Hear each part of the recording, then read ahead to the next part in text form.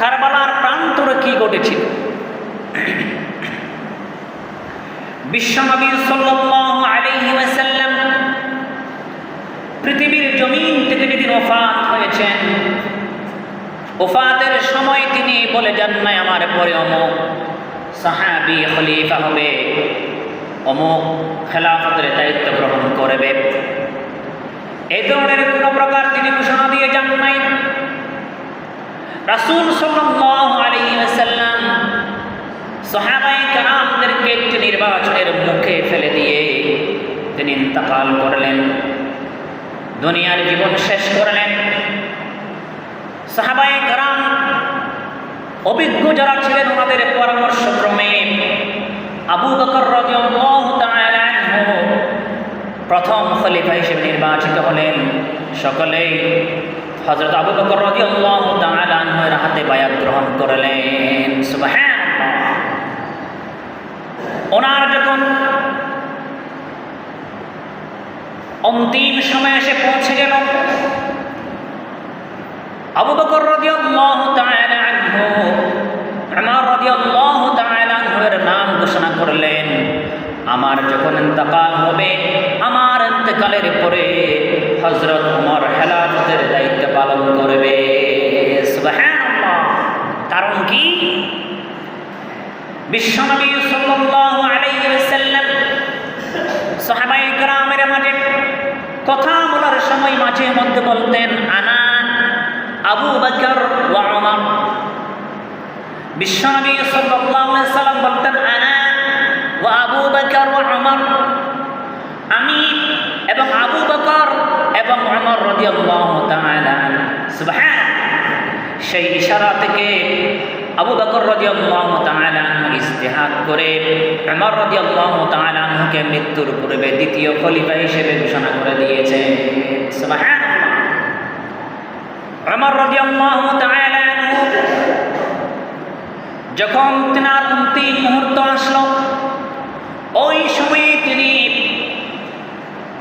প্রস্তাব পেয়েছিলেন ওনার ছেলেকে নাম ঘোষণা করার জন্য। কয়েকজন সাহাবী আব্দুল্লাহ ইবনে উমরের কথা বলেছিলেন, তিনি বললেন না না, খবরদার, আমার ছেলে খলিফা হতে পারবে না।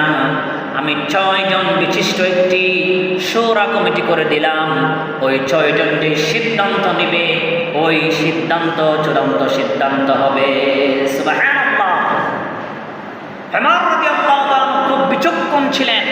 উনি চিন্তা করেছেন, আমি যদি আমার ছেলেকে আমার পরবর্তী খলিফা হওয়ার জন্য ঘোষণা করে যাই, হয়তো পরবর্তীতে এই রেওয়াজটা চালু হতে পারে। এই জন্য উমর রাদিয়াল্লাহু তাআলা অভিজ্ঞ জ্ঞানী এরকম 6 জন সাহাবীকে নিয়ে তিনি একটি শূরা কমিটি গঠন করে দিলেন। ওনারা নির্বাচিত করবেন এর পরবর্তী খলিফা কে হবে। ওই 6 জন মশওয়ারার মাধ্যমে, পরামর্শ করার মাধ্যমে 6 জন কর্তৃক সিদ্ধান্ত দিয়ে দিল পরবর্তী তৃতীয় খলিফা হবে উসমান রাদিয়াল্লাহু তাআলা আনহু। এই ঘোষণার পর উসমান রাদিয়াল্লাহু তাআলা আনহু খেলাফতের দায়িত্ব গ্রহণ করলেন। ওনার পরে হযরত আলী রাদিয়াল্লাহু তাআলা আনহু খেলাফতের দায়িত্ব গ্রহণ করলেন। আলী রাদিয়াল্লাহু তাআলা আনহু যখন খেলাফতের দায়িত্ব গ্রহণ করলেন, এর পূর্বের খলিফা উসমান রাদিয়াল্লাহু তাআলা আনহুকে যে হত্যা করা হয়েছে, এই হত্যার বিচার করার জন্য তৎকালীন সিরিয়া এবং শামের গভর্নর মুআবিয়া রাদিয়াল্লাহু তাআলা আনহু জোর দাবি জানিয়েছেন খলিফা আলী রাদিয়াল্লাহু তাআলা আনহুর প্রতি, আপনি আগে উসমান রাদিয়াল্লাহু তাআলা আনহুর হত্যার বিচার করুন। তিনি যখন এই দাবি জানালেন, তখন একটি ফাটল তৈরি হলো এবং মুআবিয়া রাদিয়াল্লাহু তাআলা আনহু বললেন, সিরিয়া এবং শামের মধ্যে যেই এলাকা আছে, মুসলমানরা আছে, আমি মুআবিয়া এই এলাকার খলিফা ঘোষণা করলাম। নিজে নিজে আমিরে মুআবিয়া রাদিয়াল্লাহু তাআলা আনহু ওই এলাকা খলিফা দাবি করলেন। এভাবে চলতে লাগলো। 37 হিজরিতে আলী রাদিয়াল্লাহু তাআলা আনহু এবং মুআবিয়া রাদিয়াল্লাহু তাআলা আনহুর মধ্যে দ্বন্দ্ব যখন গভীর হয়ে গেল, দ্বন্দ্ব যখন প্রকট আকার ধারণ করল, ওই সময়ে 37 হিজরিতে সিফফিনের যুদ্ধ সংঘটিত হয়। প্রায় 3 দিন ব্যাপী যুদ্ধ চলে। 3 দিন ব্যাপী যুদ্ধের মধ্যে আলী রাদিয়াল্লাহু তাআলা আনহু এক পর্যায়ে বিজয় হয়ে যাচ্ছেন। ওই সময়ে তৃতীয় একটি পক্ষ নির্ধারণ করা হলো। ওই তৃতীয় পক্ষ ঘোষণা করলো, আর যুদ্ধ হবে না, আমরা সবাই মুসলমান, আমরা সবাই ভাই ভাই, কারণ ইন্নামাল মুমিনুনা ইখওয়া, আমরা ভাই ভাই যুদ্ধ করতে পারি না। এই কথা শুনে সবাই থেমে গেলেন। তৃতীয় পক্ষটি বলল, কোরআন যা বলে, কোরআন যা ফয়সালা দিয়েছে ওই ফয়সালার মাধ্যমেই ফয়সালা করা হবে। তখন আলী রাদিয়াল্লাহু তাআলা আনহুর পক্ষ থেকে আবু মুসা আশআরী রাদিয়াল্লাহু তাআলা আনহু এবং আমির মুআবিয়া রাদিয়াল্লাহু তাআলা আনহুর পক্ষ থেকে আরেকজন সাহাবী মধ্যস্থতা করার জন্য তিনারা দাঁড়িয়ে গেলেন। আলী রাদিয়াল্লাহু তাআলা আনহুর পক্ষে আবু মুসা আশআরী এবং আমির মুআবিয়া রাদিয়াল্লাহু তাআলা আনহুর পক্ষে আমর ইবনুল আস দাঁড়িয়ে বললেন, আমরা ফয়সালা করে দেব। তখন যুদ্ধ বন্ধ হয়ে গেল। যুদ্ধ বন্ধ হয়ে সমাধান কল্পে আসবে। পরামর্শক্রমে সিদ্ধান্ত হলো আলী রাদিয়াল্লাহু তাআলা আনহু খেলাফত থেকে পদত্যাগ করবেন এবং আমির মুআবিয়া রাদিয়াল্লাহু তাআলা আনহু তিনিও খেলাফত থেকে পদত্যাগ করবেন। দুজনের একজনও খেলাফতের দায়িত্ব পালন করতে পারবেন না। সুবহানাল্লাহ। এই সিদ্ধান্ত যখন আমর ইবনুল আস রাদিয়াল্লাহু তাআলা আনহু এবং আবু মুসা আশআরী রাদিয়াল্লাহু তাআলা আনহুর পক্ষ থেকে ঘোষণা করা হলো, আলী রাদিয়াল্লাহু তাআলা আনহু বললেন, আলহামদুলিল্লাহ, আমি পদত্যাগ করব। কিন্তু আমির মুআবিয়া বলল, না না, আমি পদত্যাগ করতে পারবো না। এর মাঝে আলী রাদিয়াল্লাহু তাআলা আনহুর পক্ষের প্রায় 12,000-এর অধিক মুসলমান আলী রাদিয়াল্লাহু তাআলা আনহুকেও মানবে না এবং আমির মুআবিয়াকেও মানবে না, আমর ইবনুল আসকেও মানবে না এবং আবু মুসা আশআরী রাদিয়াল্লাহু তাআলা আনহুকেও মানবে না। তারা বললেন, আলী, মুআবিয়া, আমর ইবনুল আস, আবু মুসা আশআরী, কুল্লুহুম কাফের, কুল্লুহুম কাফের, তারা প্রত্যেকেই কাফের, আমরা তাদের কাউকে মানব না। নাউযুবিল্লাহ। এরা যখন এদেরকে বলা হয় খারিজি, আলী রাদিয়াল্লাহু তাআলা আনহুর পক্ষের যখন এই লোকগুলো বের হয়ে গেল, তাদের বিরুদ্ধে আলী রাদিয়াল্লাহু তাআলা আনহু জিহাদ ঘোষণা করলেন, তাদেরকে কঠিন হস্তে দমন করলেন। দমন করার পরে এক পর্যায়ে খারিজি যেই সব লোকগুলো বের হয়ে গিয়েছিল, এদের অনেকেই ছত্রভঙ্গ হয়েছে, অনেকে আলী রাদিয়াল্লাহু তাআলা আনহুর কঠোর হস্ত দমনের কারণে ছড়িয়ে ছিটিয়ে গেছে। তন্মধ্যে কিছু খারিজিরা থেকে গিয়েছে, তারা ইহুদিদের ইন্ধনে ইহুদিরা পরামর্শ দিয়েছে, তোমরা একটা কাজ করো, আমর ইবনুল আস, আবু মুসা আশআরী এবং আমির মুআবিয়া আলী রাদিয়াল্লাহু তাআলা আনহু আনহুম, এদের প্রত্যেককে তোমরা চোরা গুপ্ত হামলা চালিয়ে পৃথিবীর জমিন থেকে বিদায় করে দাও। নাউযুবিল্লাহ। ইহুদিরা এই খারিজিদেরকে বুদ্ধি দিয়েছে চোরা গুপ্ত হামলা করে শহীদ করে দেওয়ার জন্য। এরপর দিন ওই ইহুদিদের পরামর্শক্রমে 17 রমাদান ফজরের নামাজ পড়তে যাওয়ার সময় আলী রাদিয়াল্লাহু তাআলা যেই পথ দিয়ে যাবেন সেখানে একজন খারিজি দাঁড়িয়ে আছে, আমির মুআবিয়া যে পথ দিয়ে যাবেন সেখানে একজন খারিজি দাঁড়িয়ে আছে, আমর ইবনুল আস যে পথ দিয়ে যাবেন সেই পথে একজন খারিজি দাঁড়িয়ে আছে এবং আবু মুসা আশআরী যেই পথ দিয়ে যাবেন ওই পথেও একজন খারিজি গোপনভাবে দাঁড়িয়ে আছে। যাওয়ার পথে যিনি যখন যাচ্ছেন ওই সময় হামলা করে আলী রাদিয়াল্লাহু তাআলা আনহু শহীদ হয়ে গিয়েছেন।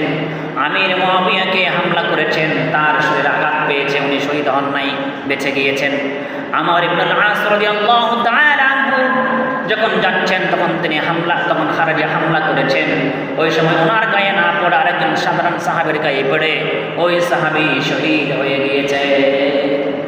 নির্মম সেই ইতিহাস। ইহুদিদের কুপরামর্শে এই খারেজিরা আলী রাদিয়াল্লাহু তাআলা আনহুকে পৃথিবীর জমিন থেকে বিদায় করে দিয়েছেন। 17 রমাদান আলী রাদিয়াল্লাহু তাআলা আনহু পৃথিবীর জমিন থেকে বিদায় নিয়েছেন। এরপরে এখন তো আর খেলাফত পরিচালনার মতো কেউ নেই। তখন মুসলমানরা খুবই আশাহত হয়ে গেলেন, মর্মাহত হয়ে গেলেন, আপসেট হয়ে গেলেন। সকলে সর্বসম্মতিভাবে মুআবিয়া রাদিয়াল্লাহু তাআলা আনহুকে খলিফা হিসেবে মেনে নিয়ে সবাই তার বায়াত গ্রহণ করলেন, খলিফা হিসেবে তাকে মনোনয়ন দিলেন। এরপরে 40 হিজরির পর থেকে দীর্ঘ 60 হিজরি পর্যন্ত আমির মুআবিয়া রাদিয়াল্লাহু তাআলা আনহু মুসলমান সাম্রাজ্যের তিনি শাসন করেছেন। সুবহানাল্লাহ। দীর্ঘ 20 বছর সুনামের সাথে মুআবিয়া রাদিয়াল্লাহু তাআলা আনহু তিনি মুসলিম সাম্রাজ্য বা অর্ধ পৃথিবীর চাইতো বেশি অঞ্চল আমির মুআবিয়া শাসন করেছেন। সুবহানাল্লাহ। ইসলামের দাওয়া প্রচার প্রসার এত ব্যাপক হারে হয়েছে পৃথিবীময়, তখন ইসলাম ছড়িয়ে ছিটিয়ে গিয়েছে। তিনি যখন অসুস্থ হয়ে গেলেন, অসুস্থ হয়ে যাওয়ার পরে তিনি চিন্তা করলেন পরবর্তী খলিফা কে হবে। এর পূর্বে আরেকটি ঘটনা, আলী রাদিয়াল্লাহু তাআলা আনহু যখন ইন্তেকাল করলেন, শহীদ হয়ে গেলেন, আলী রাদিয়াল্লাহু তাআলা আনহু এর পরে হযরত হাসান রাদিয়াল্লাহু তাআলা আনহু, সাহাবায়ে কেরামরা উপস্থিত যারা ছিল সবাই ওনার হাতে বায়াত গ্রহণ করেছিলেন। বায়াত গ্রহণ করার কারণে তিনি খলিফা হলেন। আমিরে মুআবিয়া খলিফা হন নাই। ওই 40 হিজরির আলী রাদিয়াল্লাহু তাআলা আনহু এর ইন্তেকালের পরে 6 মাস পর্যন্ত হাসান রাদিয়াল্লাহু তাআলা আনহু খলিফা ছিলেন।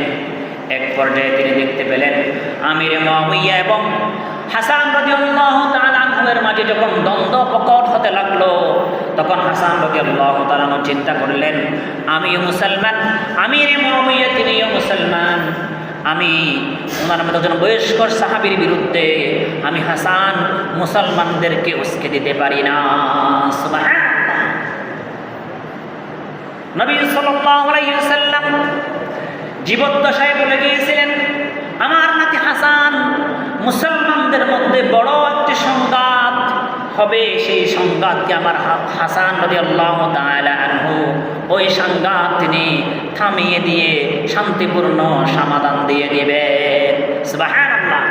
সেই রাসূলের কথা এই 40 হিজরিতে প্রমাণিত হয়েছে। হাসান রাদিয়াল্লাহু তাআলা আনহু ওনার বাবা কিন্তু আমির মুআবিয়ার বিরুদ্ধে যুদ্ধ করেছেন, উনি যুদ্ধ করেন নাই। উনি বলেছেন ইন্নাল মুমিনুনা ইখওয়া, আমরা ঈমানি ভাই সবাই, আমরা একে অপরের যুদ্ধ করতে পারি না। আমি জন্য আমি স্বেচ্ছায় নিজে পদত্যাগ করে খেলাফতের দায়িত্ব আমি আমির মুআবিয়ার হাতে অর্পণ করলাম। সুবহানাল্লাহ। তাহলে যুদ্ধ সংঘাত হয়নি। এরপর থেকে মুআবিয়া রাদিয়াল্লাহু তাআলা আনহু 60 হিজরি পর্যন্ত তিনি 20 বছর খেলাফতের দায়িত্ব পালন করেছেন। এরপরে তিনি যখন অন্তিম মুহূর্তে এসে পৌঁছলেন, তখন তিনি ইজতিহাদ করে নিজ সন্তান ইয়াজিদকে তিনি খলিফা হিসেবে ঘোষণা করে দিলেন। এমনকি তিনি বেঁচে থাকা অবস্থায় বিভিন্ন জায়গায় গিয়েছেন, আমার ছেলে খলিফা হবে এই মর্মে তোমরা আমার হাতে বায়াত করো, এরকমও করিয়েছে। ইন্তেকাল হলেন ইয়াজিদ, বাবার ইন্তেকালের ফলে ক্ষমতার ভার বহন করলেন, শাসক হিসেবে তিনি ক্ষমতা গ্রহণ করলেন। ওই সময়ে গুরুত্বপূর্ণ কিছু সাহাবী জীবিত ছিলেন। ওইসব সাহাবীরা আলী রাদিয়াল্লাহু, ওইসব সাহাবীরা মুআবিয়া পুত্র ইয়াজিদের শাসন ক্ষেত্রটা মেনে নিতে পারেননি। গুরুত্বপূর্ণ কয়েকজন বয়স্ক সাহাবী ছিলেন, অভিজ্ঞ সাহাবী ছিলেন। 1 নম্বর আব্দুল্লাহ ইবনে আব্বাস, আব্দুল্লাহ ইবনে আব্বাস রাদিয়াল্লাহু তাআলা আনহু জীবিত ছিলেন, আব্দুল্লাহ ইবনে ওমর জীবিত ছিলেন, আব্দুল্লাহ ইবনে আবু বকর জীবিত ছিলেন, গুরুত্বপূর্ণ এই সাহাবী এবং হুসাইন রাদিয়াল্লাহু তাআলা জীবিত ছিলেন। ওনারা বাকি অনেক মুসলমান সাম্রাজ্যের মুসলমানরা ইয়াজিদের হাতে ক্ষমতা পাওয়ার পরে যখন বায়াত গ্রহণ করলেন, কিন্তু মদিনা, মক্কা এবং ইরাক এবং কুফার মানুষগুলো ওই ইয়াজিদের ক্ষমতা গ্রহণ করেন নাই। অর্থাৎ আমির মুআবিয়া যখন ইন্তেকাল করলেন, আমির মুআবিয়া ইন্তেকালের পরে যখন ইয়াজিদ ক্ষমতা দখল করলো, ওই সময় কিন্তু অনেক গুরুত্বপূর্ণ অভিজ্ঞ সাহাবীরা কিন্তু জীবিত আছেন। ওই বাবার ঘোষণা অনুযায়ী উনি ক্ষমতা গ্রহণ করলেন। মুসলমান সাম্রাজ্যের প্রায় মানুষ, অধিকাংশ অঞ্চল তার বায়াত গ্রহণ করলো, কিন্তু মক্কা, মদিনা, ইরাক, কুফা, এই কুফায় 4 অঞ্চলের কিছু মুসলমান অভিজ্ঞ সাহাবীরা তার বায়াত গ্রহণ করেন নাই। তার মধ্যে কে আছেন? আব্দুল্লাহ ইবনে আব্বাস, রয়েসুল মুফাসসিরিন আব্দুল্লাহ ইবনে উমর, আব্দুল্লাহ ইবনে আবু বকর এবং হুসাইন রাদিয়াল্লাহু তাআলা আনহু। গুরুত্বপূর্ণ সাহাবীরা ওনার বায়াত গ্রহণ করেন। কারণ কি?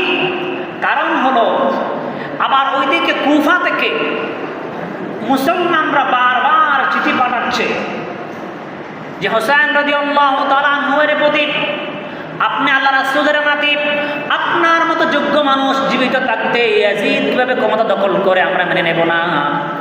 এরকম কুফা থেকে লক্ষাধিক মানুষ চিঠি পাঠিয়েছে, এক এক করে 100 থেকে 500টি পর্যন্ত চিঠি হুসাইন রাদিয়াল্লাহু তাআলা আনহুর কাছে পাঠিয়েছে। আপনি কুফায় আসুন, আমরা আপনার হাতে বায়াত নেব, আপনাকে আমরা খলিফা বানাবো। সুবহানাল্লাহ। এই কথা বলার পরে হুসাইন রাদিয়াল্লাহু তাআলা আনহু চিন্তায় পড়ে গেলেন। এখন এদিকে ইয়াজিদ খবর পেল গুরুত্বপূর্ণ সাহাবী এবং হুসাইন রাদিয়াল্লাহু তাআলা আনহু ওনারা বায়াত গ্রহণ করেননি।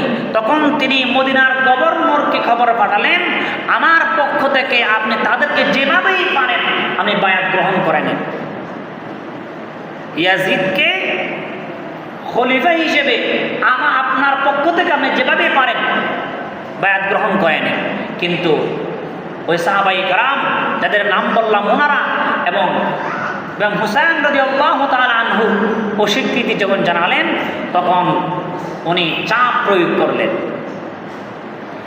যখন চাপ প্রয়োগ করা হলো, ইমাম হুসাইন রাদিয়াল্লাহু তাআলা আনহু মদিনা থেকে মক্কা চলে আসতেছেন। ওই সময় আব্দুল্লাহ ইবনে আব্বাস, আব্দুল্লাহ ইবনে উমর, আব্দুল্লাহ ইবনে আবু বকর রাদিয়াল্লাহু তাআলা আনহু ওনারা বললেন, ইমাম হুসাইন আপনি মক্কায় যাবেন না, এখানে থেকে যান। বললেন না, আমি মক্কায় যাব। মক্কায় গেলে যান, কিন্তু মক্কার বাইরে আর যাবেন না। মক্কার বাইরে যদি আপনি চলে যান, আমার সন্দেহ হয় কুফাবাসী মানুষগুলো মানুষ ভালো নয়, তাদের চরিত্র ভালো নয়, আপনাকে তারা বিপদে ফেলতে পারে। সুবহানাল্লাহ। কিরকম জ্ঞানী দেখেন? আব্দুল্লাহ ইবনে উমর বললেন, আপনি মক্কা যান, ঠিক আছে, মক্কার বাইরে আর কোথাও যাইবেন না। এই কথা যখন তিনি বললেন, এরপরে মক্কায় চলে গেলেন। পরবর্তী আবার তিনি চিঠি পেলেন, চিঠি আসতে লাগলো কুফা থেকে, লক্ষাধিক মানুষ সেখানে বসে আছে হুসাইন রাদিয়াল্লাহু তাআলা আনহুর বায়াত গ্রহণ করার জন্য।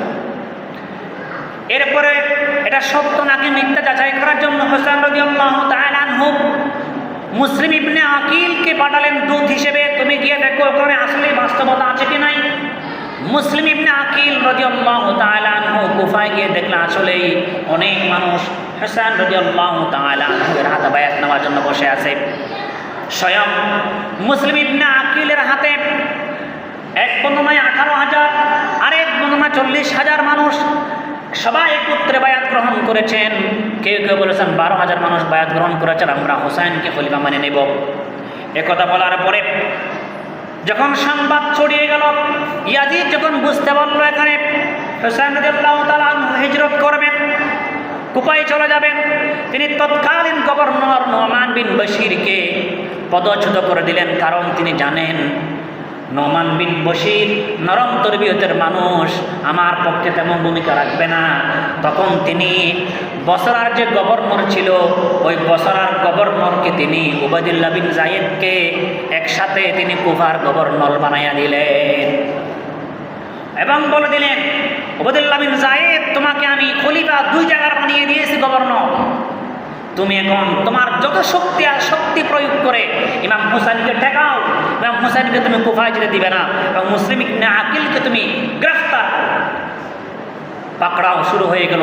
তিনি কুফায় গিয়ে উবাইদুল্লাহ বিন জিয়াদ কুফায় গিয়েই তিনি পাকড়াও শুরু করলেন। যারা মুসলিম ইবনে আকিলের হাতে বায়াত গ্রহণ করেছেন তাদের সবাইকে তিনি অ্যারেস্ট করে জুলুম শুরু করে দিলেন এবং পরবর্তী মুসলিম ইবনে আকিলকে এক বৃদ্ধ মহিলার ঘরে তিনি তাকে খুঁজে পেয়েছেন। ওই মহিলার নাম হচ্ছে একটা তুয়া নামে একজন মহিলার ঘরে পেয়েছেন। তখন তাকে অ্যারেস্ট করে ওই যে গভর্নরের যে বাসভবন ছিল, গভর্নরের বাসভবনের ছাদের উপরে তুলে মুসলিম ইবনে আকিলকে ছাদ থেকে ফেলে শহীদ করে ফেলেছে। ইন্না লিল্লাহি ওয়া ইন্না ইলাইহি। একটু দেরি সময় হচ্ছে, আমি শেষ করে দিচ্ছি ইনশাআল্লাহ। শহীদ করার আগ মুহূর্তে মুসলিম ইবনে আকিল চিন্তা করলেন, আমি তো একটু আগেই বায়াত নেওয়ার পরে আমার নেতা ইমাম হুসাইনকে কুফা আসার জন্য আমি চিঠি লিখেছিলাম, এখন তিনি দিকে চলে আসবেন, তা উনি যদি আসে তাকে উবাইদুল্লাহ বিন যায়েদ মেরে ফেলবে। তখন তিনি একজন মুসলমানকে কানে কানে বলেছিলেন, ওই মুসলমানকে তিনি বলেছিলেন, ওনার নাম ছিল আশআশ। ওই মুসলিম ভাইকে বললেন, ভাই তোমার কাছে অনুরোধ করি, আমি এসেছি, আমি শহীদ হয়ে যাব, ইমাম হুসাইন রাসূলের নাতি এখানে তিনি আসতেছেন, তুমি একটু দয়া করে তাকে সংবাদ পৌঁছে দিও। সংবাদ প্রদান বললেন, উনি শহীদ হয়ে গেলেন। ওই সংবাদ ইমাম হুসাইনের কাছে পৌঁছতে পৌঁছতেই তিনি ইরাক পর্যন্ত চলে এসে ইরাকের কাছাকাছি অঞ্চলে চলে এসেছেন। যখন তিনি ইরাকের মধ্যে চলে আসলেন, ওই সময় উবাইদুল্লাহ বিন জিয়াদের বাহিনী উনি পাঠিয়ে দিলেন হানি ইবনে, একজন ওমর ইবনে সাদের নেতৃত্বে ওনাকে ওই জায়গায় পাঠিয়ে দিয়ে বন্দি করে ফেললেন, পাকড়াও করে ফেললেন। পাকড়াও যখন করলেন, ওনাকে বলা হলো যে আপনি কোথাও যেতে পারবেন না, কুফাও আপনি যেতে পারবেন না। তখন তিনি 3টি শর্ত দিয়েছেন। তিনি 3টি শর্তের মধ্যে 1 নম্বর শর্ত হচ্ছে, আপনারা আমাদেরকে হয়তো মদিনায় ফেরত যাওয়ার সুযোগ দেন।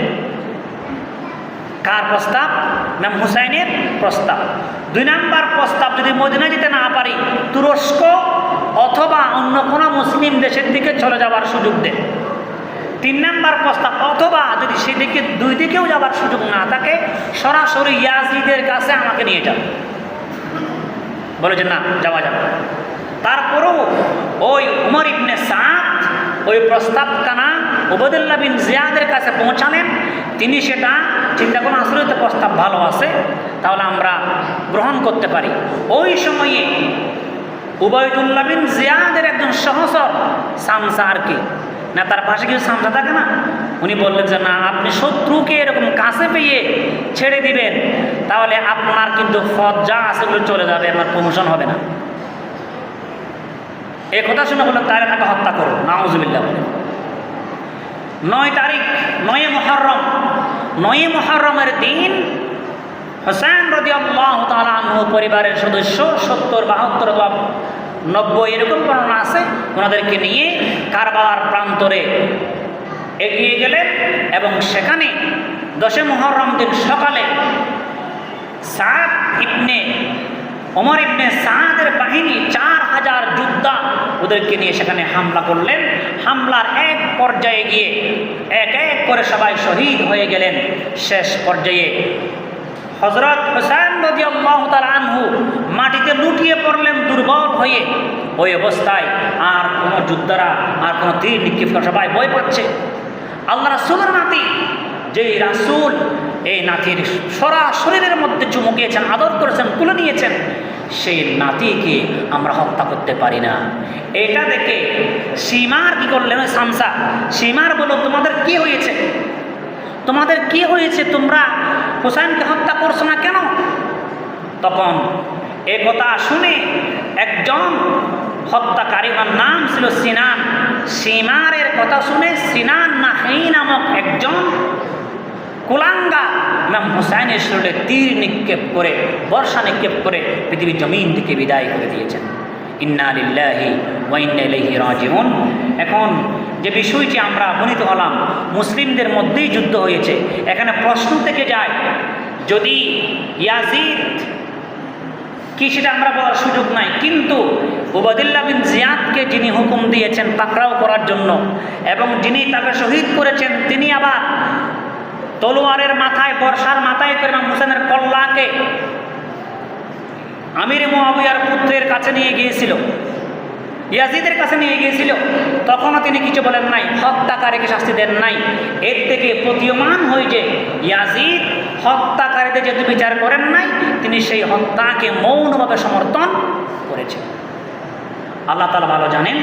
আমাদের উচিত হবে কারো পক্ষে সরাসরি সমালোচনা না করে, কাফের মুশরিক এরকম না বলে আমরা প্রশ্ন তুলতে পারি, উনি যদি সঠিক খলিফা হতেন তাহলে ইমাম হুসাইন রাদিয়াল্লাহু তাআলা আনহুর হত্যার বিচার অবশ্যই করতেন। আল্লাহ আমাদেরকে এই কথাগুলো বোঝার তৌফিক দিন।